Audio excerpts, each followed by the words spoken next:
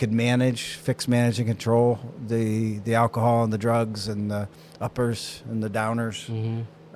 But, a couple years after I stopped competing in bodybuilding, I was hopelessly addicted to OxyContin and Xanax. And, I was selling steel. I was making six-figure income. I had Zoey right around the time that I started using OxyContin, and that quickly took me over. So by the time she was 1, I was already completely, hopelessly addicted to it. Turned into a $200 a day habit. I managed that for best I could. It didn't take long before, she was coming up, and I would tell people she was the most important thing. And to me, she was, but she really wasn't, because really I had to get fixed in order to be able to function. So, oxygen, OxyContin, then it was my daughter or my family and, anything else. At what point do you think, at what point do you think that changed for you? Like, when did your priority shift from Zoey being lower down on that list to her being up at the top? Well, in the end of 2008, the banks collapsed. And I knew I was in trouble because I knew I wasn't going to be able to go pull $200 a day out of my ATM. Or all our steel orders stopped. So I knew something outside of my house of cards was going to blow it up. And I had to have it. I was a slave to it. There's no delay. I mean, anytime that I was delayed of opiates, I would go into withdrawal. And I've been in withdrawal hundreds of times, various degrees of it. But I never got through it, right? I never got through and out. But I was using one time, driving down the road, using on a CD cover, snorting off of a CD cover while I'm driving, and Zoey in the back of my car. And at one point, she was just under 4 years old, and she goes, "Dad." And it was this tone, like with urgency and fear. And I looked into the rearview mirror, and she's just looking at me with this face. She didn't say anything else. But what I internalized it was, something's wrong. I'm watching you, Dad, and it's not okay. Something's wrong. That's not right, what she was seeing. And it grabbed me. It grabbed me pretty good. I was calling for treatment after that. And I went to Glen Bay. I took an FMLA from work. I didn't tell anybody what was wrong with me. Nobody really knew. They knew something was very wrong with me, but they didn't know exactly what. I've also got stage 4 non-Hodgkin's lymphoma, so I let people believe that it was cancer. It sure looked like it. My organs were shutting down. I was gray. I wasn't going to see 40 years old, or I wasn't going to see much past 40 years old without something changing.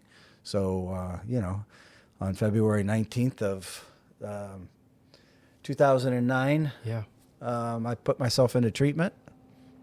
I used for a couple days straight, put myself into treatment, and the short story is I haven't used yet. I haven't picked up anything since then. I stopped using all mood or mind altering substances, alcohol, drugs, everything. On February 20th, I had a full day clean, and it took me about a year to feel human again. So let's talk about Zoey for a second. Okay. I know just from my interactions with her, as well as our conversations about her, she has obviously played and continues to play a huge part in your recovery. I have a daughter myself, 2.5 years old. And so when I look at her, I just think, man, I want to be the best father, husband, I want to be the best man I can possibly be. And I want to do it for her. Yeah. And so, going through recovery, especially those early days, what about Zoey? Was she something that you held on to in those moments of oh man, I don't know if I'm going to make it? Yeah. Talk to me about what she means to you and how she has influenced your recovery. Well, I've said this before because it's true and it's my story, is I was full of apathy. I didn't really care if I lived. I didn't want to keep repeating what was happening with me. I'd gotten past the point where I felt like I was able to really return normally at all. But I was suicidal. I had a plan and I had means, and I spent a lot of time thinking about it. And there was, in those moments when I was at my weakest, when it was at its strongest, to just say, just be done. Just be done.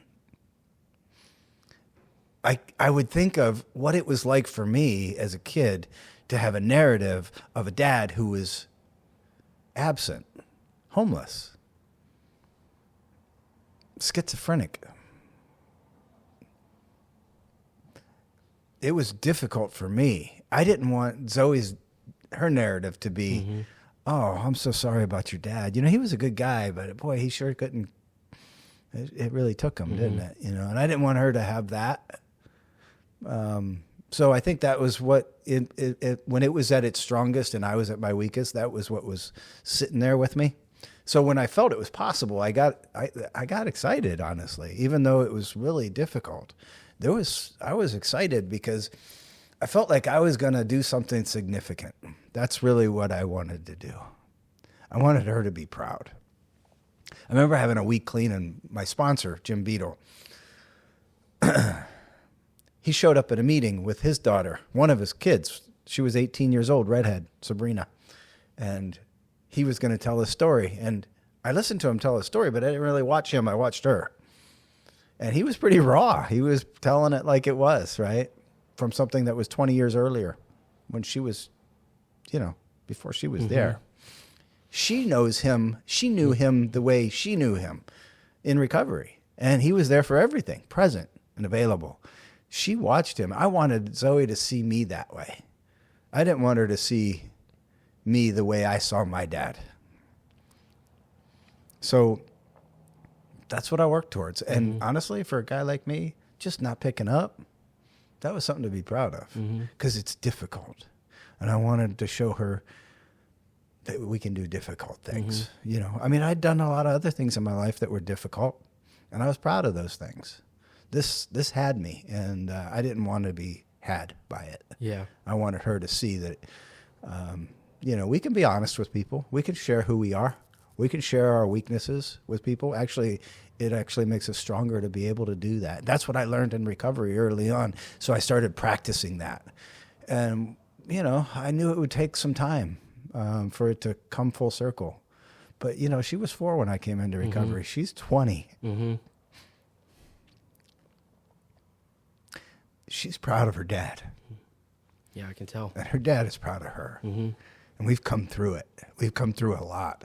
And we've always been in step with each other. I've learned through my recovery to accept her where she's at.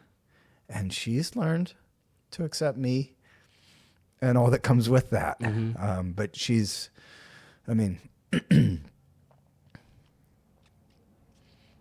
she knows what recovery's done for our family. She knows what it's done for her.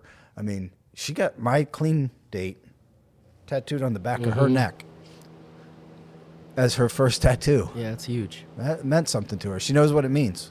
She knows how it changed her life. Yeah. She knows that she had some other friends who she grew up with who their parents didn't get or stay in recovery, and their life was a lot different. When she looks at me, she can trust what she sees. And that's really what I want most.